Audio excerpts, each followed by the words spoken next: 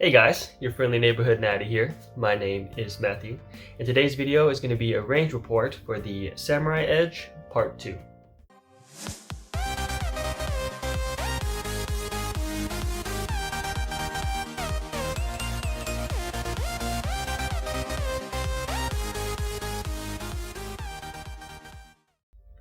So this range report was really just for fun. Also, I wanted to test kind of this new product I got. It's the Uplula. This is kind of like a mag loader for double stack magazines. So I actually brought 200 rounds. They're all Blazer brass. These guys right here, 115 grain. I bought 200 of them. Now I know the range is about half an hour for 20 bucks, and that is a pretty short amount of time. But I find that like putting rounds down range happen pretty quick. It's just when you're reloading the magazines by hand that takes a really long time. And so I thought with this guy, we'd be able to run through 200 rounds at the range. In regards to ammunition division, there's really only three things I wanted to test. There's the single action shots, that's really just to see where it's hitting. There's the double action shots, which is going to be much more useful. And then of course there's the double action to single action shot. I've talked about that before. That's a drill that Paul Harrell talked about in kind of his Beretta 92 video. When he was in the military, he trained a lot with that weapon. Also the 1911, I believe. So that's the drill that I wanted to focus on. The distance was, what is it, 7 yards? Was it 3 yards? 21 feet. That's the one that I wanted to go with. That's kind of the range that Paul Harrell cites a lot. So I went with that. So with 200 rounds, I thought, okay, well, let's kind of think about how we divide it. So starting with 100, right, we could do 10, 45, 45, and that would work out just fine, right? 10 shots for single action, 45 shots for double action, and then the DA/SA shot 45. Except that with the DA/SA, it would have to be an even number, right? Because it's a double action and single action shot, so it can't be an odd number. So it's like, well, I can take one away or add one. I decided to take one away from the DA/SA shot, just put it towards the single action, so it would be 11 shots of single action, it'd be 45 shots of double action, and then 44 shots of double action to single action shot. That would be 90, 89. It'd be 89 plus 11, that's 100. Obviously do it again for the second 100 rounds, and that'd be perfect. So for the target itself, I chose kind of like a six target type of a thing, and the left side is going to be set 100 rounds, and then the right side is going to be set 2. It's another 100 rounds. In regards to the targets themselves, you know, the first one for set 1, that's single action shots. I'd say they're pretty much pretty good, pretty acceptable, I'd say, for 21 feet. And then the second target, that's going to be double action only shots. So I'm starting to see a little bit more kind of a right pull, possibly right low. That might just be me shooting it left-handed. Maybe I tend to pull it more to the right low. And then the third target is of course going to be double action to single action shot. This one seems to be a little bit more possibly center. There's plenty of flyers in the lower right, kind of the same as a double action. So that's the results for set 1. Now set 2, we're looking at, here I got a little bit more kind of antsy. I guess I kind of shot more quickly, so I was sacrificing a little bit of accuracy for more speed, I guess. And so for single action, we're seeing 3 flyers. So 2 in the lower right, 1 is upper right. And then for double action, it's looking not too bad. Still a lot less flyers, I guess, than the first set 1, but pretty good. And then the last one is double action to single action shot, and that of course looks fine. Looks pretty good to me. So those are the results of the targets, shooting them at the range. In regards to the firearm itself, there was one stovepipe that happened on a double action shot, but that was the only one. So 1 out of 200 is like 0.5%. Not a big deal, not worth being concerned about. Another one too was that the lever, the decocking lever, wouldn't fully decock. Like it gets stuck and then the trigger would be dead. So let me see if I can copy this. So when I hit it, right, sometimes it wouldn't, oh no, it went up there, but sometimes it would stay stuck, like stuck down here, and the trigger would be dead. And I can't do anything unless I pop the trigger back up, then it'd be fine and it'd be no problems at all. I think that happened pretty frequently. Out of 200 rounds, it happened about 8% of the time. Not that high of a number, and honestly, for combative purposes, this isn't a gun for fighting, it's really just for fun for me. Even if you wanted to use your Beretta as a fighting gun, the decocking levers, if you put that conversion on there, them not popping back up isn't a big deal, right? Because when you prepare for combat, right, you'd put the gun in, you put the magazine in, you put it around in a chamber, and then you decock it. If it got stuck, you just pop it back up and then you're ready for battle. So even though that happened a little bit more frequently, for combative purposes, it's really not a big deal. It's not something that I would be concerned about. Of course, you know, for a fighting gun, I'd still run 500 rounds through it and make sure it never happened again, but that would just be peace of mind. I don't think it interfere with any combat situation. Now, in regards to the target itself, not the target, the trigger. The trigger itself, I find, has been pretty smooth, but I don't like the type that it is. So first of all, I still do my training, martial arts, grip training, finger training. So my finger is very strong. So out of 200 rounds, I'm able to, you know, fire all the shots, you know, no problem. I wasn't fatigued, the finger wasn't tired, nothing. And that would have been about, for double action, it would have been about, I think, 134 rounds, right? Because there's 11 in single action times 2, 22, 45, 90, and then half of the DASA, so it's 22, not 44, 44 plus 90. Yeah, it'd be 134 shots of double action. I did no problem. My finger was not tired, no fatigue, no nothing. I'm good.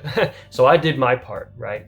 But what I'm saying is that the double action trigger for the Beretta, this is the M9A1 base, it has this sort of slippery butter slope near the end of the pole. So in the beginning it's fine, in the middle is fine, and then there's kind of like this really weird like butter slope, and it threw me off, you know? Like I'd be going and then as I'm pulling, right, I'd be focused, and then there's kind of like that loose part, and it would just it would like just slide through. And there were times where I would kind of like dip the gun like this, but it wasn't in anticipation of recoil. It was that I didn't expect that slope near the end of the pole. And you know, the way to approach that was, I thought that I could kind of time it and find out when that was happening, but I found that really difficult. And then I remembered in Paul Harrell's video, he talked about like just having a smooth pull, you know, just don't worry, no matter what kind of trigger it is, just have a smooth pull, because trying to time when that slope is happening is super difficult, and it really wouldn't be worth it, right? Like in a combat situation, wouldn't you just pull anyways? So I think he was right in that, and I find that when I followed his advice, it wasn't a problem. It wasn't on my mind. It didn't bother me as much. In regards to the trigger, I do want to speak on that a little bit more. So I've got 3 guns out here. This is a Taurus M380, 380 ACP revolver, and I remember back when I was a little boy, you know, very weak, the trigger was very hard for me. This is a double action only gun. Very hard for me to get used to it. That was years ago. Obviously, I'm much stronger now, and I would say that the pull, right, unlike the Beretta, which had the kind of slippery slope at the end, this one is it's consistent, you know, like it's solid all the way through. Very easy for me to just, you know, it's almost good. It's almost good. And then another one I want to look at is the Colt King Cobra. So I've shown you guys this gun before. When I unboxed it, I said good things about the trigger. It is. It's a very good trigger. Colt's done a very good job on their new Colt revolvers. But I remember that it wasn't fantastic. And now, with my training, I guess, my grip training, I think this trigger is just it's a phenomenal trigger. Like, we're talking bullseye, you know, really good. So I'm guessing that with me, you know, my training kind of brought me up to the 50%, and then of course Cult did a very good job on the trigger. They took care of their 50%, and I feel like we can get a lot of bullseye with this boy. Last, I want to look at the Henry Big Boy revolver. I did not say very nice things about this gun, and it was true. I'm an honest guy. The trigger's not that good, you know. But as my training has increased, I will say the trigger has gone from really bad to, I'd call that feasible. You know, I'd say it's a feasible trigger. It's not great, it's not bad, it's kind of normal. So basically with triggers, I'm finding that in order to be like a good marksman, you can only do 50%. And your percent is like the training, the grip training, all that stuff. And then the company does their 50% if they do a good job on the trigger. And then together, you know, then you get a pretty good, a good gun, you know, something that you can get some pretty good shots in. So basically the lesson is that you can shoot all the time, but if you never train, you're not going to be the best you could be. Or you could train all the time and never shoot, and you still won't be the best you can be. You've got to do them both equally. Well, that's about all I have to say about the Samurai Edge Range Report Part 2. I really like this gun. You know, obviously it's based on the Resident Evil. Very good memories, me and Big Brother Natty. We love Resident Evil, you know, so naturally I was gonna make it, right? I was gonna make the Samurai Edge gun, so that's pretty good. I look forward to shooting this gun. I would practice the double action more just to get used to that slippery slope, but unfortunately, from my understanding, I don't think that my Beretta can handle dry fires. I'm not saying they're all like that, I'm just saying it's mine, because I did dry fire it a lot with the snap cap, and it probably went over 10,000, and it probably wasn't doing anything, much like the CZ, but unlike the P07, which just kept going, somewhere along the line the firing pin broke. You know, so when I sent it off to Glenrock Blue, he said that he was getting ready to, you know, re-blue the slide with the sort of Smith & Wesson bluing. He said that, yeah, the firing pin was broke, you know, it was broke, and so the only thing I can think of is, well, it must be because of the dry fires. Again, that's just mine. Maybe my Beretta was made on a Monday or a Friday. Doesn't mean that you can't dry fire yours, but honestly, it's a pretty good excuse to keep firing, so I don't mind that at all. I hope you guys enjoyed the video. I hope if it was helpful for you. Please don't forget to like, comment, subscribe. I'll put the range footage up here for you guys to enjoy, and you know what? You have a good day now. See ya.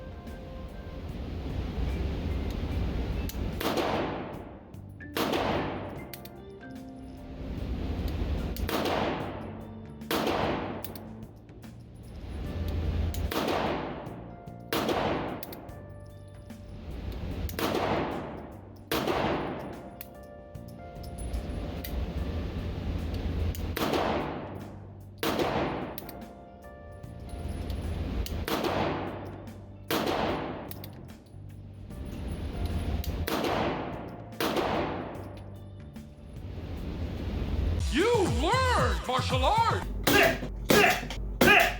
Martial arts, good!